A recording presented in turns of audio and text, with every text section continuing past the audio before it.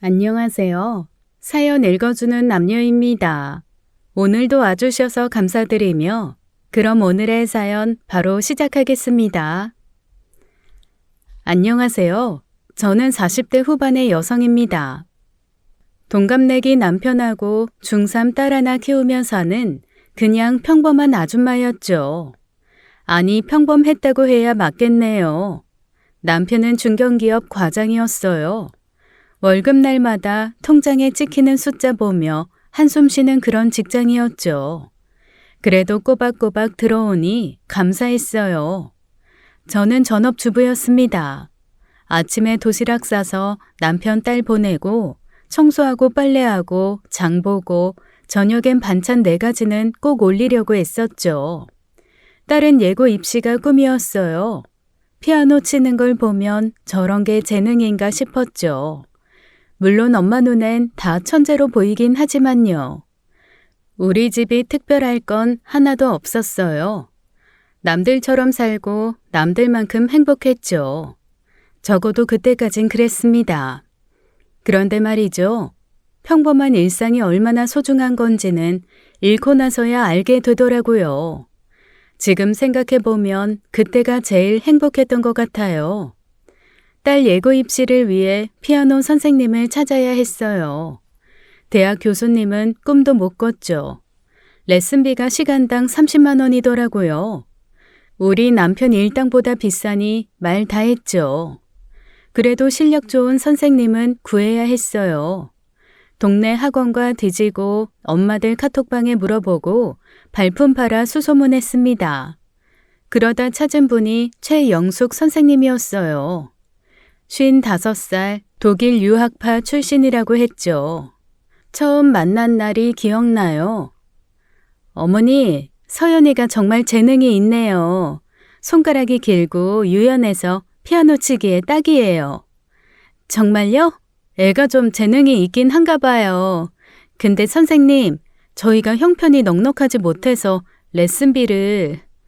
어머니, 돈 걱정은 마세요. 재능 있는 아이를 가르치는 게 제 보람이니까 적당히 하시면 돼요. 그렇게 시작된 레슨이었어요. 선생님은 정말 열정적이었습니다. 일주일에 2번, 한 번에 2시간씩 정성껏 가르쳤어요. 딸도 선생님을 무척 따랐죠. 엄마, 선생님이 독일에서 공부할 때 이야기해 주셨는데 너무 멋있어. 나도 유학 가고 싶어. 그래, 열심히 해서 꼭 가자. 실력이 눈에 띄게 늘더라고요. 콩쿠르 나가면 입상도 하고 학교 선생님들도 칭찬이 자자했어요. 그런데 1년쯤 지났을까요? 갑자기 선생님이 전화를 했어요. 어머니, 죄송한데 제가 건강이 좀 안 좋아져서 레슨을 그만둬야 할 것 같아요. 네? 갑자기요? 무슨 일 있으세요? 큰 병은 아닌데 당분간 쉬어야 한대요. 정말 죄송해요. 아이고, 선생님 건강이 우선이죠. 그런데 정말 아쉽네요. 우리 서연이가 선생님을 얼마나 좋아하는데. 청천벽력 같았어요. 이제 막 실력이 늘고 있었는데 말이죠. 작별 선물이라도 준비해야겠다 싶어서 백화점에 갔어요. 스카프 하나 골랐는데 30만 원이더라고요. 지갑 열면서도 손이 떨렸지만 그동안 고마웠으니까요. 마지막 날 선생님께 선물을 드렸습니다. 선생님, 그동안 정말 감사했어요. 이거 작은 성의인데 받아주세요. 어머, 이런 걸. 너무 비싼 거 아니에요? 아니에요. 선생님이 얼마나 잘 가르쳐 주셨는데요. 건강 꼭 회복하시고 나중에라도 기회 되면 또 부탁드릴게요. 네, 어머니도 건강하세요. 그때 선생님 표정이 좀 이상했어요. 뭔가 미안한 듯한, 죄스러운 듯한 그런 얼굴이었죠. 그땐 그저 우리 서연이와 헤어지는 게 아쉬워서 그런가 했어요. 참 순진했죠, 저도. 선생님과 헤어진 지 1달쯤 지났어요. 새 선생님을 알아보고 있던 어느 날이었습니다. 남편이 퇴근하면서 현관문을 열더니 한숨부터 쉬더라고요. 여보, 우리 얘기 좀 해. 왜? 무슨 일 있어? 회사에서 구조조정 당했어. 그 순간 눈앞이 하얘졌어요. 냉장고 문 열었는데 전구가 나간 것처럼요. 뭐? 갑자기? 아니, 당신이 왜? 15년이나 다녔잖아. 나도 몰랐어. 오늘 아침에 갑자기 인사팀에서 부르더니 한 달 후에 나가래. 위로금이랑 퇴직금은 준다는데. 아니, 서연이 예고 입시 코앞인데 레슨비며 학원비며 입시 준비하는데 돈이 얼마나 드는지 알아? 알아, 나도 알아. 그래서 더 미안해. 근데 여보, 내가 계획이 있어. 계획이래요. 오늘 실직한 사람이 무슨 계획이 있겠어요. 그래도 들어는 봤죠. 공인중개사 자격증 딸 거야. 요즘 부동산이 괜찮다고 하잖아. 퇴직금으로 당분간은 버틸 수 있으니까 열심히 공부해서 빨리 딸게. 공인중개사? 그게 따기 쉬운 줄 알아? 6개월이면 충분하대. 학원도 알아봤어. 매일 도서관 가서 죽어라 공부할게. 그때 남편 눈빛이 참 간절했어요. 46에 백수되니 자존심도 상했겠죠. 알았어. 나도 파트타임이라도 구해볼게. 당분간 그 돈으로 살면 어떻게든 되겠지. 고마워. 정말 열심히 할게. 서연이한테는 비밀로 하자. 애 입시 앞두고 불안하게 하고 싶지 않아. 그래, 그게 낫겠네. 다음 날부터 남편은 아침 일찍 나갔어요. 도시락 싸서 도서관에 간다고 했죠. 저도 동네 마트에 파트타임 자리 알아봤어요. 시급 10,000원, 하루 4시간이었죠. 엄마, 아빠 요즘 왜 이렇게 일찍 나가? 응, 회사에 프로젝트가 있대. 좀 바쁜가 봐. 그렇구나. 아빠 힘든데 내가 피아노 배운다고 돈 많이 써서 미안해. 무슨 소리야. 네가 잘하는 게 아빠한테 제일 큰 힘이야. 거짓말도 참 쉽게 하게 되더라고요. 애 앞에서 웃는 것도 남편 앞에서 괜찮은 척 하는 것도요. 밤에 혼자 가계부 보면서 계산기 두드렸어요. 퇴직금에 파트타임 월급 합쳐도 빠듯했죠. 그래도 버텨야 했어요. 서연이 예고 입시까지 1년 남았으니까요. 웃긴 건 그때까지만 해도 남편이 정말 공부하러 가는 줄 알았다는 거예요. 도시락까지 싸주면서 말이죠. 알고 보니 그 도시락 다른 여자랑 나눠 먹었겠네요. 썩을 놈. 마트 파트타임 시작한 지 일주일째였어요. 계산대에서 바코드 찍다가 문득 생각했죠. 우리 남편 도서관에서 공부한다면서 왜 매일 머리에 왁스를 바를까요? 여보, 집에서 공부하면 안 돼? 도서관 왔다 갔다 시간도 아깝잖아. 아니야, 집은 집중이 안 돼. 도서관 분위기가 있어야 공부가 되더라고. 분위기요? 향수 뿌리고 가는 그 분위기 말하는 건가요? 그러고 보니 이상한 게 한둘이 아니었어요. 도서관을 가면서 정장을 빼입더라고요. 대체 도서관 가는데 왜 구두를 닦는지 참 희한했죠. 공부하러 가는데 왜 이렇게 차려입어? 그게 스터디 멤버들이 다 젊은 사람들이라 너무 꾀죄죄하면 창피하잖아. 아, 맞아요. 공인중개사 공부하는 스터디에 20대들이 바글바글 하겠죠. 다들 백수들이 모여서 부동산으로 인생 역전 꿈꾸는 거겠죠. 저도 참 순진했어요. 더 가관인 건 시간이었어요. 평소 밤 9시면 코 골던 남편이 자정에 들어오더라고요. 스터디가 길어져서 열성적인 친구들이 많아. 열정이 대단하네. 도서관 몇 시까지 해? 그게 도서관은 24시간인데 끝나고 스터디 사람들이랑 카페 가서 더 했어. 카페에서 공부를요? 커피값이 얼만데요? 실직자가 매일 카페를 간다고요? 전화도 이상했어요. 제가 전화하면 안 받다가 한참 후에 걸어오더라고요. 왜 전화 안 받아? 도서관이잖아. 진동으로 해놨는데 못 느꼈어. 화장실은 안 가? 쉬는 시간도 있을 텐데.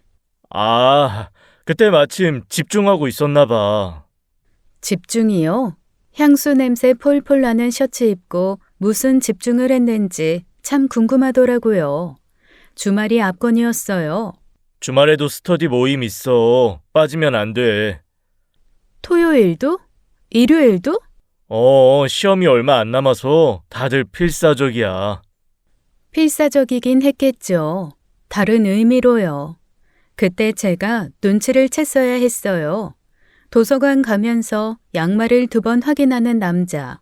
오늘 구멍 안 났지라고 묻는 남자. 공부하러 가면서 왜 양말 구멍을 걱정하는지요. 아, 맞다. 제일 웃긴 건 문제집이었어요. 한 달 동안 매일 들고 다닌 공인중개사 문제집, 겉표지만 너덜너덜 하더라고요. 속은요? 새 책이었어요. 펼친 흔적도 없이 빳빳한 새 책. 나중에 알고 보니 그 문제집은 그냥 가방 무게 늘리는 용도였대요. 알리바이용 소품이었던 거죠. 2만 원짜리 문제집이 불륜 소품이 되다니 정말 창의적이지 않나요? 사실 이때까지만 해도 저는 몰랐어요. 남편의 외도를요. 남편을 믿었던 거죠. 그러던 어느 날이었습니다. 동네 미용실 원장님이 저를 보더니 눈이 휘둥그레지더라고요. 어머, 미경 씨, 남편 여자친구 생겼나 봐. 어제 백화점에서 어떤 여자랑 팔짱 끼고 가던데? 네? 아, 네, 그게 친척이에요. 사촌 여동생. 아, 그래? 근데 되게 다정해 보이던데. 요즘 사촌들이 그렇게 친해? 사촌이요? 우리 남편 사촌들 다 경상도에 있는데요. 갑자기 서울 구경 왔나 보죠. 급한 대로 거짓말로 둘러댔어요. 입삼 미용실 원장님이 이상한 소문 낼까 봐요. 집에 와서 물어봤어요. 여보, 어제 백화점 갔어? 어떻게 알았어? 미용실 원장님이 봤대. 누구랑 간 거야? 아, 스터디 멤버 중에 한 명이야. 참고서 사러 갔어. 백화점 지하에 있잖아. 여자랑? 공인중개사 준비하는 아줌마야. 왜? 의심하는 거야? 의심이라뇨. 의심이 아니라 확신인데요. 며칠 후가 더 걸작이었어요. 남편 와이셔츠를 세탁기에 넣으려는데 뭔가 향긋한 냄새가 나더라고요. 쿠션 파운데이션 냄새였어요. 여보, 이거 뭐야? 셔츠에서 화장품 냄새 나는데? 아, 그거? 도서관 끝나고 스터디 사람들이랑 카페 갔는데 옆자리 아줌마가 너무 가까이 앉아서 묻었나 봐. 와, 대단하죠? 카페에서 옆자리만 앉아도 목에 립스틱이 묻는데요.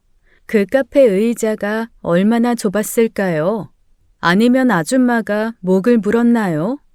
자꾸 이상하게 의심하지 마. 내가 지금 얼마나 힘든지 알아? 공부하느라 죽겠는데 주위에서까지 스트레스 주지 마. 알았어. 미안해. 미안하긴요.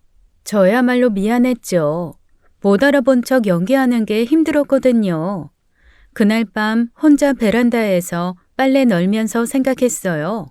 남편이 바람 피우는 건 확실한데 상대가 누굴까? 스터디에서 만난 아줌마? 공인중개사 시험 준비하다가 서로 외로워서? 아니면 도서관 사서? 매일 책 빌리다가 눈 맞은 건가? 상상력이 폭발하더라고요. 심지어 편의점 알바생은 아닐까 생각도 했어요. 매일 커피 사러 가다가 젊은 알바생한테 빠진 거 아닐까. 웃기죠? 나중에 알고 보니 실제는 제 상상보다 더 황당했지만요. 그때 결심했어요. 무조건 증거 잡아서 이혼하겠다고요. 재산 분할의 위자료까지 뜯어내겠다고요. 근데 재산이 뭐가 있나 생각해 보니 퇴직금밖에 없더라고요. 그것도 반토막 나면 얼마나 될까 계산기 두드리다가 그냥 껐어요. 암울하더라고요. 다음 날 아침 남편 미행 대작전을 시작했어요. 복장부터 준비했죠. 검은 모자, 선글라스, 마스크까지. 거울 보니까 연예인 아니면 수배범이더라고요. 남편이 현관문 나서고 3분 후에 따라 나갔어요. 왜 3분이냐고요? 드라마에서 그렇게 하더라고요. 근데 3분이 너무 길었나 봐요. 남편이 벌써 버스 타고 사라졌더라고요. 택시 잡아서 뒤쫓았죠. 기사님, 저 앞에 버스 따라가 주세요. 버스를요? 왜요? 그냥 따라가 주세요. 10,000원 더 드릴게요. 아, 남편 미행이구나. 요즘 많아요. 어제도 어떤 아줌마가 남편 미행하다가 모텔 앞에서 내리면서 5만 원 주고 가더라고요. 5만 원이요? 충격받아서 지갑 통째로 주고 간 거예요. 그래도 아줌마는 괜찮아 보이네. 기사님이 동지 만난 듯 신나서 떠들더라고요. 덕분에 미행 노하우를 무료로 전수받았어요. 절대 같은 색 옷 입지 말기, 뒤돌아볼 때 핸드폰 보는 척하기, 최소 50m 거리 유지하기. 드디어 도서관 앞에서 남편이 내렸어요. 정말 도서관에 들어가더라고요. 저도 따라 들어갔죠. 엘리베이터 층수를 보니까 7층이었어요. 다음 엘리베이터 타고 올라갔는데 심장이 쿵쿵쿵. 첩보 영화 주인공 된 기분이었어요. 물론 46살 아줌마 첩보원이지만요. 7층에 내려서 도서관 입구에서 숨죽이고 있는데 남편이 바로 나오는 거예요. 들어간 지 5분도 안 되고요. 황급히 화분 뒤에 숨었어요. 150cm 화분 뒤에 165cm인 제가 숨으니 머리가 다 보였죠. 그래도 남편은 못 봤어요. 바빴거든요. 엘리베이터 타고 내려가길래 저는 계단으로 뛰어내려갔어요. 7층을 계단으로요. 마트 파트타임 한 달 했더니 체력이 늘었나 봐요. 숨은 턱까지 찼지만요. 1층 로비에서 두리번거리는데 밖에 검은 승용차가 있더라고요. 제네시스였어요. 우리 남편 중고 아반떼 타는데 제네시스라뇨. 남편이 그 차에 타는 거예요. 조수석에 타면서 안전벨트까지 직접 매더라고요. 익숙한 손놀림이었어요. 운전석엔 여자 실루엣이 보였습니다. 머리가 짧은 단발이었는데 손목에 금팔찌가 번쩍번쩍했죠. 바로 전화했습니다. 안 받더라고요. 세 번째 전화하니까 받았어요. 왜 자꾸 전화해? 공부 중이라니까. 도서관이야? 당연하지. 어디긴 어디야. 어머, 당연하대요. 차 안에서 당연하게 거짓말하네요. 다시 도서관 7층에 올라갔어요. 카운터 직원한테 물어봤죠. 저기 혹시 이준호라는 사람 자주 와요? 아, 그분이요? 매일 오시는데 가방만 두고 나가세요. 저녁에 찾아가시고요. 매일이요? 네, 한 달째 그러시네요. 뭐 자리 맡아놓는 용도인가 봐요. 자리 맡기용 가방 보관료. 독서실 한 달 이용권이 15만 원이래요. 자리만 맡아놓는데 15만 원. 세상에서 제일 비싼 물품 보관소죠. 그 돈이면 찜질방 한 달 이용권도 끊겠더라고요. 그지 같은 놈. 그날 밤 12시에 남편이 들어왔어요. 아유, 죽겠다. 하루 종일 앉아있으니 엉덩이가 아파. 고생했네. 공부 많이 했어? 오늘 민법 파트 다 끝냈어. 민법이요? 차 안에서 무슨 민법을 공부했을까요? 불륜 방조법? 간통무죄법? 내일도 갈 거야? 당연하지. 시험이 2달밖에 안 남았어. 그래요. 저도 2달 안에 끝낼 거예요. 당신 인생을 말이에요. 다음 날은 친정엄마 병원 예약이 있었어요. 대학병원 내과 정기검진이었죠. 그날은 남편 미행을 포기하고 엄마 모시고 병원에 갔어요. 미경아, 너 요즘 왜 이렇게 수척해 보여? 준호가 또 뭐 잘못했어? 아니야, 파트타임 시작해서 좀 피곤한가 봐. 그 인간이 돈을 벌어와야지. 왜 네가 고생이야? 엄마는 육감이 있나 봐요. 그 인간 맞거든요. 내과 대기실에 엄마 모셔놓고 화장실 가려고 복도를 걸었어요. 그런데 안병동 입구에서 제 발이 멈췄어요. 왜 멈췄냐고요? 아침에 독서실 간다고 나간 우리 남편이 거기 있었거든요. 그것도 어떤 여자랑 팔짱 끼고요. 남편이 그 여자 이마를 쓸어주더라고요. 드라마에서나 보던 그런 다정한 손길로요. 제 이마는 30년 전 신혼여행 때 열났는지 확인한 게 마지막이었는데 말이죠. 여보, 오늘 검사 결과 어떻게 나올까? 괜찮을 거야. 너무 걱정하지 마. 여보요? 우리 남편을 여보라고 부르네요. 집에선 아빠, 여보도 겨우 들을 수 있는데 말이죠. 그런데 더 충격적인 건 그 여자 얼굴이었어요. 아니, 이게 무슨 막장 드라마인가 싶더라고요. 그 여자가 누구였는지 아세요? 우리 딸 피아노 과외 선생님이었어요. 건강 문제로 그만뒀다던 그 선생님이요. 최영숙 선생님. 나이가 55이래요. 우리 남편보다 9살 많아요. 누나도 아니고 거의 큰 이모뻘인데 말입니다. 그 여자가 연하남 꼬신 거예요. 소름 돋지 않나요? 아니, 반대일 수도 있겠네요. 남편이 연상 누나를 꼬신 걸 수도 있죠. 그래도 이건 아니지 않나요? 자기 딸 선생님이었는데. 더 가관인 건 남편의 행동이었어요. 영수가, 힘들면 내 어깨에 기대해. 내가 있잖아. 영수가요? 영수가. 우리 결혼 20년 동안 저한테는 야, 거기 이런 호칭만 쓰던 사람인데 말입니다. 쓰다 보니 또 열받네요. 자기 덕분에 힘이 나. 정말 고마워. 고맙긴, 우리 사이에. 둘이 안병동으로 들어가는데 남편이 선생님 손을 꼭 잡더라고요. 연인 그 자체였어요. 아니, 연인보다 더했어요. 운명적 사랑이라고 해야 하나요? 그때 깨달았어요. 선생님이 암 환자였구나 하고요. 일단 증거부터 남겨야 했죠. 핸드폰 꺼내서 동영상을 찍었어요. 손이 떨려서 초점이 왔다 갔다 했지만요. 그런데 웃긴 게 뭔지 아세요?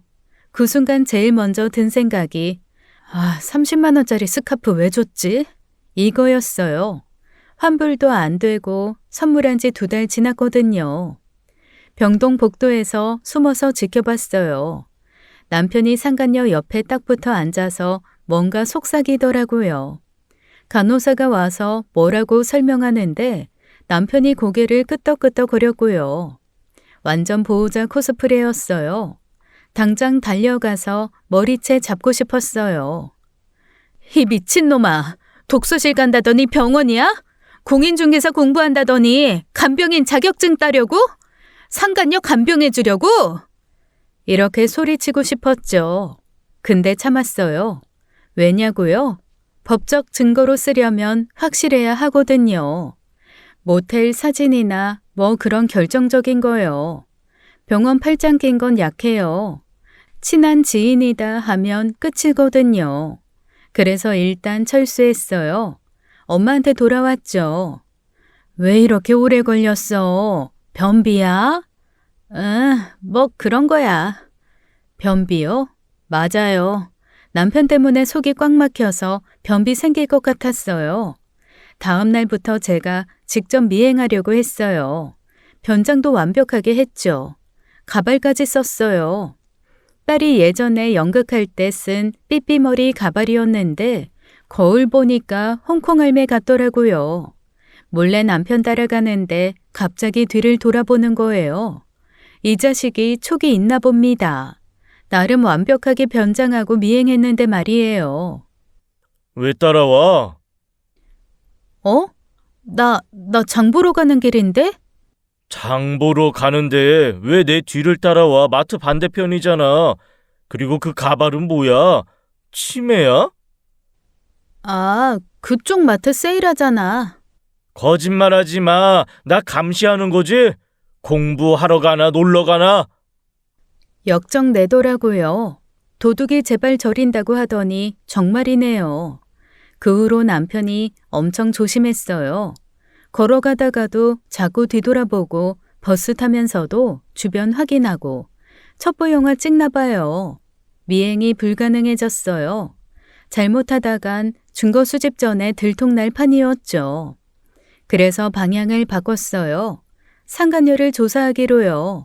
근데 주소를 정확히 몰랐어요. 딸 과외할 때도 항상 우리 집으로 왔거든요. 전화번호도 남편이 지웠는지 없더라고요. 고민하다가 큰 결심을 했어요. 흥신소를 찾아가기로요. 파트타임 번 돈 다 모았어요.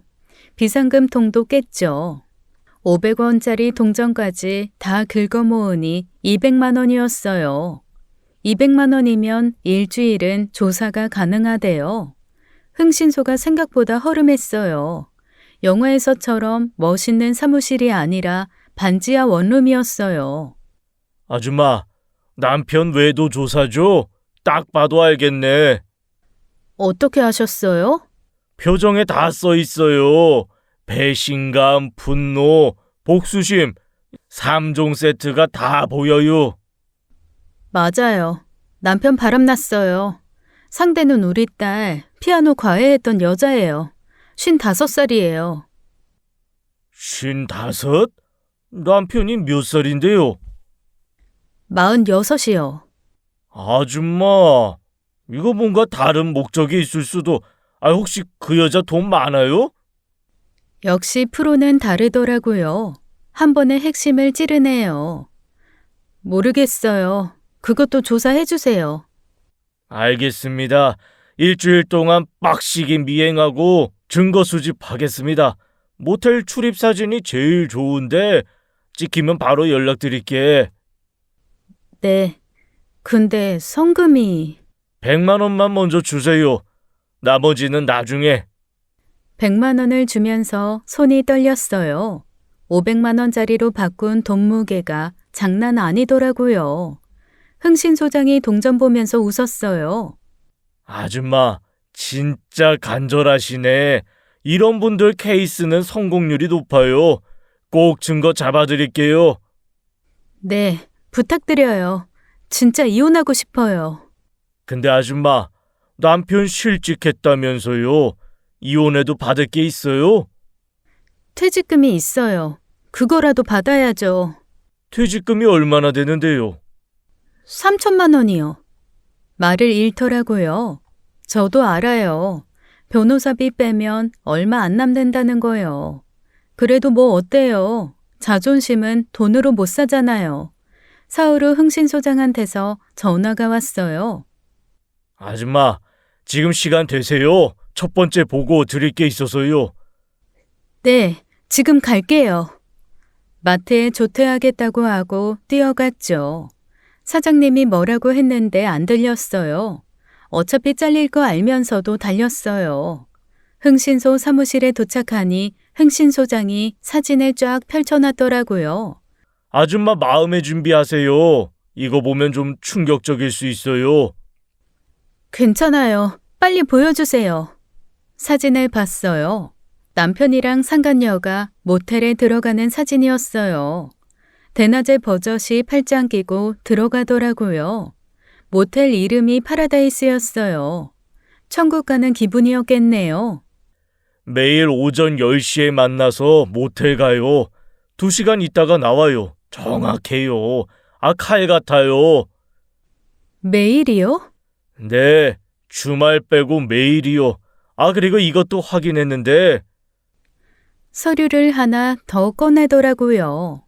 남편분이 최근에 5천만 원 신용대출 받으셨네요. 뭐요? 5천만 원? 네, 한 달 전에 받았어요. 근데 이미 1,000만 원 썼더라고요. 1,000만 원을 한 달 만에요. 우리 1년 생활비를 한 달에 쓴 거예요. 뭐 했었는지 알아요? 호텔, 레스토랑, 백화점, 보석가게 다 여자한테 쓴 것 같아요. 미친놈이네 진짜. 근데 아줌마, 더 충격적인 게 있어요. 더요? 뭐가 더 있어요? 그 여자 말기 암 환자예요. 네? 말기라고요? 암인 건 알긴 했는데. 췌장암 말기래요. 병원 기록 확인했어요. 시한부 6개월이에요. 시한부 환자랑 불륜이라니요. 드라마 작가도 이런 건 못 쓸 거예요. 막장도 이런 막장이 없죠. 그럼 남편이 동정심에... 글쎄요. 동정심으로 5천만 원 대출받아서 매일 모텔 가나요? 이건 사랑이 아니면? 아니면? 그 여자한테 재산이 많은가 봐요. 아직 조사 중인데 부동산이 몇 채 있는 것 같아요. 아, 그렇구나. 퍼즐이 맞춰지더라고요. 돈이구나. 사랑이 아니라 돈이었어요. 남편이 그 여자 돈을 노리는 것 같은데 확실하진 않아요. 좀 더 조사해 볼게요. 네, 계속 조사해 주세요. 그리고 이 사진들 전부 법적 증거로 쓸 수 있어요. 변호사한테 주면 돼요. 사진을 봉투에 담아서 받았어요. 무거웠어요. 종이 몇 장인데 납덩이처럼 무거웠죠. 집에 와서 혼자 사진을 다시 봤어요. 남편이 상간녀 허리 감싸고 있는 사진, 상간녀가 남편 볼에 뽀뽀하는 사진, 둘이 손 꼭 잡고 걷는 사진. 웃긴 건요, 제일 열받는 게 뽀뽀 사진이었어요. 저한테는 10년째 안 해준 뽀뽀를요, 55살한테는 해주네요. 아, 맞다. 곧 죽으니까 서비스인가요? 흥신소 보고를 받은 다음 날이었어요. 남편한테 아카데미 여우주연상급 연기를 했죠. 여보, 오늘도 열심히 공부해. 도시락 2개 쌌어. 친구랑 나눠 먹어. 어? 2개나? 고마워. 고맙긴요. 상간녀랑 나눠 먹을 거면서요. 김치도 직접 담근 걸로 넣어줬어요. 마늘 듬뿍 넣은 걸로요. 쾅 농약을 넣으려다가 참았네요.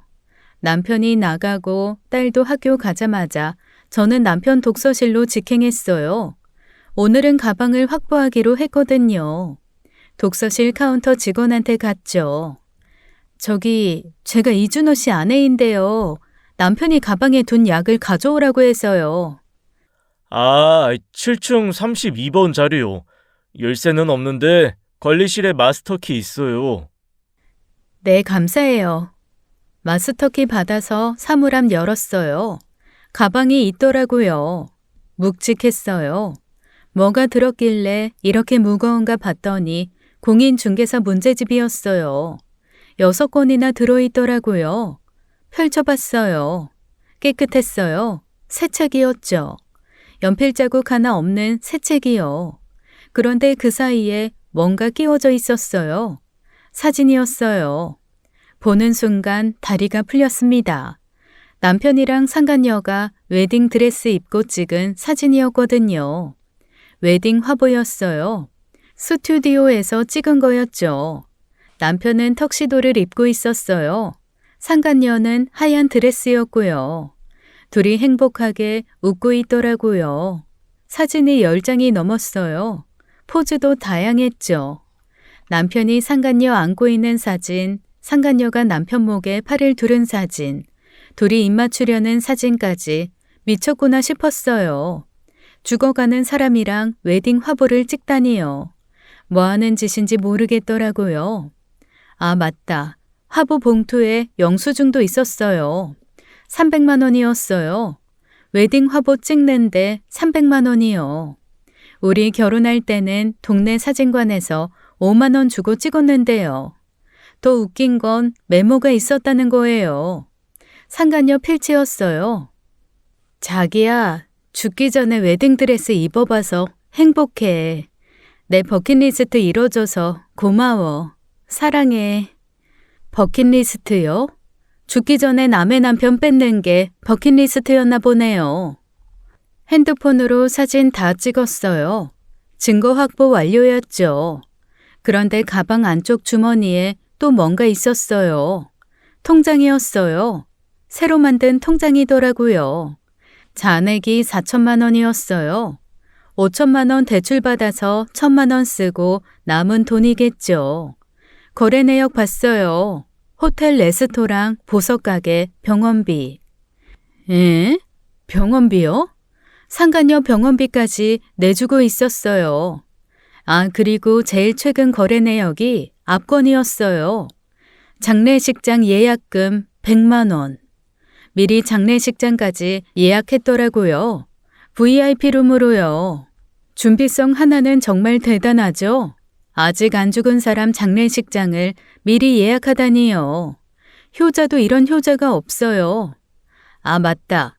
효자가 아니라 불륜남이구나. 헷갈렸네요. 개 같은 놈. 증거 다 모았으니 이제 이혼 준비만 하면 됐어요. 문제는 우리 딸이었죠. 아직 중학생 애기인데 아빠가 바람났다고 어떻게 말해요. 그것도 피아노 선생님이랑이요. 고민하던 어느 날 초인종이 울렸어요. 문 열어보니 젊은 여자가 서 있더라고요. 20대 후반쯤 되어 보였어요. 안녕하세요. 최영숙의 딸 최지원입니다. 네? 누구 딸이요? 최영숙이요. 아주머니 딸 피아노 가르쳤던 사람이요. 상간녀 딸이었어요. 순간 머리가 하얘졌죠. 싸우러 온 건가 싶었거든요. 무슨 일로 오셨어요? 아주머니, 우리 엄마랑 아저씨가 그런 사이인 거 아시죠? 네, 알아요. 아시는구나. 그럼 얘기가 빠르겠네요. 아주머니, 절대 이혼하지 마세요. 뭐요? 왜요? 이혼하면 우리 엄마가 아저씨랑 재혼할 거예요. 그럼 안 돼요. 이게 무슨 소리인가 싶었어요. 상간녀 딸이 와서 이혼하지 말라니요. 따님이 왜 그런 소리를 하는지 모르겠네요. 아주머니, 아저씨가 왜 우리 엄마랑 사귀는지 아세요? 사랑해서 아니에요? 사랑? 아주머니 진짜 순진하시네요. 돈이에요, 돈. 아, 역시 돈이요? 우리 엄마가 부자예요. 외할아버지가 건물주였거든요. 엄마가 물려받은 게 많아요. 아, 그래서였구나. 퍼즐이 완성되는 느낌이었어요. 건물 2채에 현금도 10억은 있을 거예요. 아저씨가 그걸 노리는 거예요. 근데 따님 어머니가 그러니까 시한부잖아요. 네, 맞아요. 6개월도 안 남았어요. 그래서 더 문제예요. 무슨 말이에요? 엄마가 재혼하면 재산이 배우자한테 가잖아요. 제가 받을 게 반토막 나요. 아, 이 여자도 계산기 두드리고 있었구나. 역시 피는 못 속이나 봐요. 그래서 부탁드리는 거예요. 이혼하지 마세요. 엄마 돌아가실 때까지만 참아주세요. 그럼 따님이 어머니를 말리시면 되잖아요. 말렸어요. 근데 엄마가 말을 안 들어요. 죽기 전에 사랑받고 싶대요. 사랑받고 싶다. 웃기는 소리죠. 남의 남편 뺏어서 받는 게 사랑인가요? 아주머니, 솔직히 말할게요. 엄마는 원래 이랬어요. 원래요? 남자 밝혔어요. 젊을 때부터요. 아빠도 불륜으로 만났고요. 헐, 대박이네요. 전문가였어요. 프로였네요. 암 걸리고 나서도 남자들 만났어요. 죽기 전에 실컷 즐기고 가겠대요. 근데 왜 하필 우리 남편이에요? 만만해 보였나 봐요. 게다가 돈 없는 거 티나잖아요. 조종하기 쉬웠겠죠. 만만하다. 맞는 말이네요. 우리 남편 정말 만만하죠. 상간녀 딸이 가고 10분도 안 되어서 전화가 왔어요. 흥신 소장이었어요. 아줌마, 지금 당장 통화 가능해요? 급해요. 네, 왜요? 단도직입적으로 물을게요. 최근에 남편이랑 그거 했어요? 그거요? 무슨 그거요? 부부관계요. 잠자리 했냐고요. 아니요. 1년은 넘었어요. 아, 2년인가? 아유, 다행이네. 앞으로도 절대 하지 마세요. 절대로요. 왜요? 무슨 일이에요? 아줌마, 앉아서 들으세요. 서 있으면 쓰러질 수도 있어요. 대체 뭔데 그래요? 흥신 소장이 말한 내용은 정말 충격적이었어요. 그 자리에서 다리가 풀려 주저앉았죠. 식은땀이 줄줄 흘렀어요. 진짜예요? 확실해요? 네, 저희가 3번 확인했어요. 확실해요. 미친, 정말 미친놈이네. 그러니까 절대 가까이 가지 마세요. 이혼 서류도 변호사 통해서만 하세요. 전화 끊고 한참을 멍하니 앉아 있었어요. 이제 이혼은 선택이 아니라 필수였어요. 재산이고 뭐고 중요하지 않았죠. 시어머니 칠순이 일주일 뒤였어요. 친척들 다 모이는 자리죠. 완벽한 무대였어요. 저는 이날을 피날레로 바로 이혼하기로 결정했습니다. 복수 계획을 세우기 시작했어요. 뭘 어떻게 할지 머릿속으로 그림을 그렸죠. 20년 결혼 생활의 마침표를 어떻게 찍을까, 화려하게 갈까, 조용하게 갈까 고민할 필요도 없었어요. 화려하게 가야죠. 남편이 평생 잊지 못하게요. 일주일이라는 시간이 있었어요. 충분했죠. 복수는 차갑게 식혀서 먹어야 맛있다잖아요. 그동안은 완벽하게 연기했어요. 아침마다 도시락 싸주고 오늘도 공부 열심히 해 하면서 배웅하고 남편은 눈치를 못 챘어요. 시어머니께는 죄송하지만 어쩔 수 없었어요. 아들 잘못 키운 죄가 있으니까요. 아, 이건 너무했나요? 하지만 진짜예요. 우리 시어머니 아들 하나 끔찍하게 키웠거든요. 마마보이 오브 마마보이였죠. 복수 준비하면서 기분이 묘했어요. 무섭기도 하고 신나기도 하고요. 이렇게 이 자식 인생을 내 손으로 끝내는구나. 그리고 내 인생 새로운 시작이구나 싶었죠. 밤마다 혼자 거실에 앉아 있었어요. 남편은 옆에서 코 골고 자고요. 그 코 고는 소리가 며칠 뒤면 안 들릴 거라 생각하니 갑자기 녹음이라도 해둘까 싶더라고요.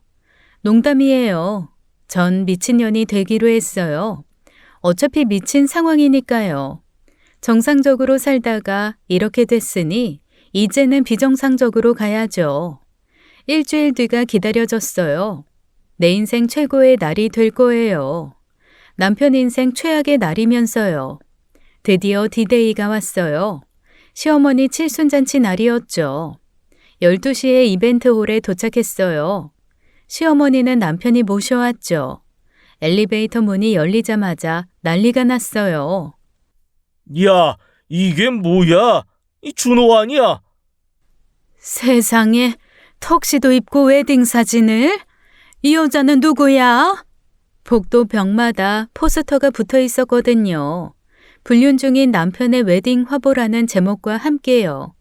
남편이 그 자리에서 얼어붙었어요. 이게 뭐야? 아이씨, 누가 이런 짓을?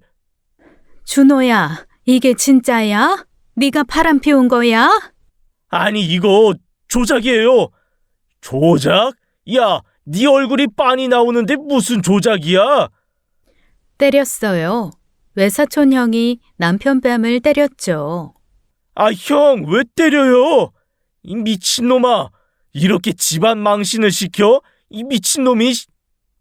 준호야, 이게 대체 무슨 일이야? 네 엄마 칠순잔치에 이게 뭐야? 시어머니가 도착했어요. 포스터를 보자마자 비명을 질렀죠. 아이고, 이게 뭐야? 준호야! 엄마, 이거 아니에요. 누가 날 모함하는 거예요? 모함? 사진에 네가 있잖아. 이 여자는 누구야? 친척들이 우르르 몰려들었어요. 남편을 둘러싸고 추궁했죠. 준호야, 정말 바람 피운 거니? 어떻게 이럴 수가? 야, 너 정신이 있냐 없냐? 또 맞았어요. 이번엔 외삼촌이 때렸죠. 아, 왜 자꾸 때려요? 때리는 게 문제야? 이 상황이 문제지, 이 자식아. 남편이 포스터를 뜯으려고 했어요. 근데 너무 많아서 포기했죠. 건물 입구부터 잔치장까지 100장이나 붙어 있었거든요. 남편이 갑자기 저를 쳐다봤어요. 너야? 네가 한 거지? 뭐가? 이 포스터 네가 붙인 거 맞지? 모든 시선이 저한테 쏠렸어요. 저는 뭐 당당하게 말했죠. 맞아요. 제가 했어요. 친척들이 숨을 삼켰어요. 미경아, 네가 이런 걸? 네, 어머니. 제가 새벽에 와서 붙였어요. 사실 새벽 5시에 일어나서 준비했죠. 포스터 100장을 가방에 넣고 왔어요. 2시간 일찍 도착해서 꼼꼼히 붙였죠. 건물 입구부터 시작해서 엘리베이터 복도 잔치장 입구까지요. 미쳤어? 왜 이런 짓을 해? 왜긴 다 알아야 하잖아. 네가 어떤 인간인지. 새언니, 그럼 이거 진짜예요? 오빠가 정말? 네, 상대는 최영숙이에요. 서연이 피아노 가르쳤던 선생님. 뭐? 그 선생님? 몇 살인데? 55이요. 남편보다 9살 많아요. 또 난리가 났어요. 헐, 연상녀? 그것도 자기 딸 선생님이랑? 어머나, 이게 무슨 막장이야. 그래, 맞아. 나 영숙이 사랑해. 이혼하고 재혼할 거야. 재혼? 그 여자가 받아줄 것 같아? 무슨 소리야? 너 유산 노리는 거잖아. 그 여자 부자라며. 친척들이 더 경악했어요. 칠순잔치는 완전 아수라장이 됐죠. 그런데 이게 끝이 아니었어요. 진짜 폭탄은 따로 있었으니까요. 남편이 저한테 달려왔어요. 너 때문에 다 망쳤어. 그래, 이렇게 된 거, 나 이제 영숙이랑 재혼하고 새 출발할 거야. 새 출발? 그래, 해봐. 근데 알고는 있어? 뭘? 그 여자가 에이즈 복균자라는 거. 순간 잔치장이 조용해졌어요. 바늘 떨어지는 소리도 들릴 정도로요. 뭐라고? 에이즈? 거짓말하지 마. 그런 거 아니야. 거짓말? 흥신소가 병원 기록까지 확인했어. 말기암에 에이즈 복균자야. 세상에, 에이즈라고? 어머나, 그런 여자랑? 준호야, 너 정말 미쳤구나. 남편 얼굴이 하얗게 질렸어요. 아니야, 그럴 리 없어. 영숙이 그런 사람 아니야. 그런 사람이야. 원래 문란했대. 죽기 전에 남자들이랑 실컷 놀다 가려는 거야. 야, 그럼 너도 옮았을 수 있잖아. 모두가 남편에게서 물러났어요. 전염병 환자 보듯이요. 어머, 준호 너 검사 받아봤어? 아니, 난 괜찮아. 괜찮은지 어떻게 알아? 매일 모텔 가면서. 시어머니가 그 자리에서 쓰러졌어요. 아이고, 내 팔자야. 내 아들이 에이즈라니. 누나, 정신 차려요. 난리가 났죠. 구급차 부르고 물 가져오고요. 남편이 시어머니한테 다가가려 했어요. 엄마 괜찮아요? 가까이 오지 마. 병 옮으면 어떡해? 이모, 저 아직 검사 안 했어요. 안 옮았을 수도 있다고요. 안 옮았을 수도? 그럼 옮았을 수도 있다는 거네. 흥신소장이 경고했어요. 절대 가까이 가지 말라고. 그리고 이혼 서류도 변호사 통해서만 하라고요. 미경아, 너도 검사 받아봤어? 전 괜찮아요. 이 인간이랑 2년 넘게 저희 부부관계 안 했거든요. 야, 왜 이런 거짓말을 해? 영숙이 그런 사람 아니야. 그럼 직접 물어봐. 네 사랑한테. 그 여자 딸도 와서 경고하더라. 딸까지 와서 경고했다고? 네. 자기 엄마 재산 지키려고 했대요. 남편이 유산 노리고 있다고. 시어머니가 다시 정신을 차렸어요. 준호야, 너 정말 돈 때문에, 병든 여자 돈 때문에? 엄마, 아니에요. 사랑이에요. 사랑? 장례식장까지 예약해놓고?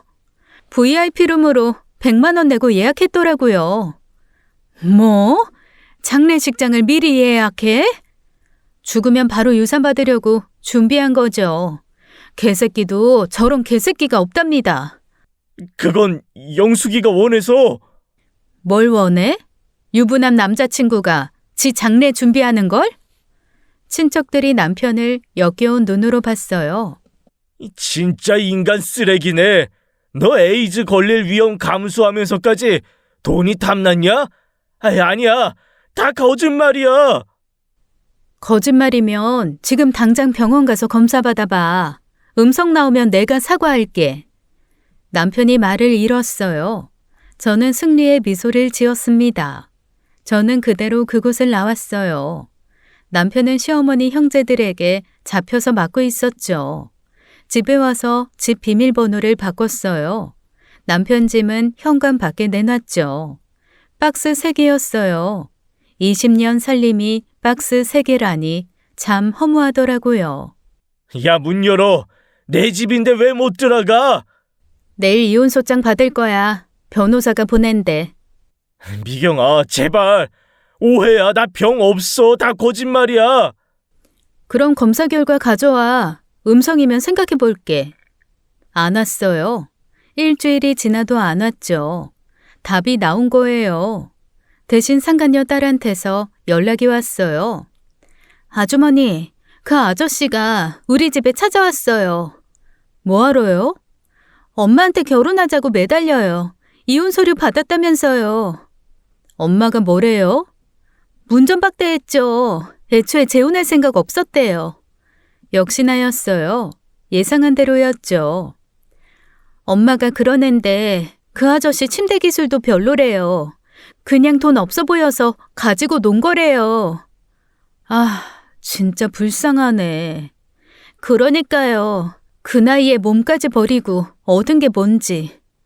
일주일 후 이혼 재판이 있었어요. 남편은 나타나지도 않았어요. 걸석 재판으로 끝났죠. 원고의 주장을 모두 인정합니다. 피고는 위자료 5천만 원을 지급하시오. 축하드려요. 깔끔하게 끝났네요. 남편 재산이 퇴직금밖에 없는데 받을 수 있을까요?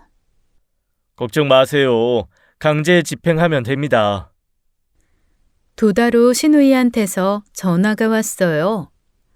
언니, 오빠 소식 들었어? 무슨 소식? 오빠 에이즈 확정 판정 받았대. 약 먹기 시작했다고. 그렇구나. 친척들이 아무도 안 만나죠. 다들 무서워해. 당연하죠. 엄마도 오빠 못 본다고 해. 아들 없는 셈 친대. 불쌍하긴 했어요. 0.1초 정도요.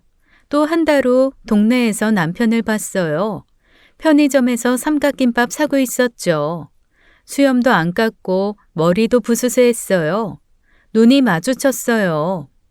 미경아, 그냥 가세요. 나 진짜 억울해. 영숙이가 에이즈인 줄 정말 몰랐어. 몰랐으면 끝인가?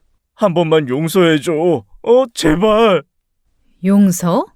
지금 당신이랑 말을 섞는 내 인생이 아까워요. 꺼지세요.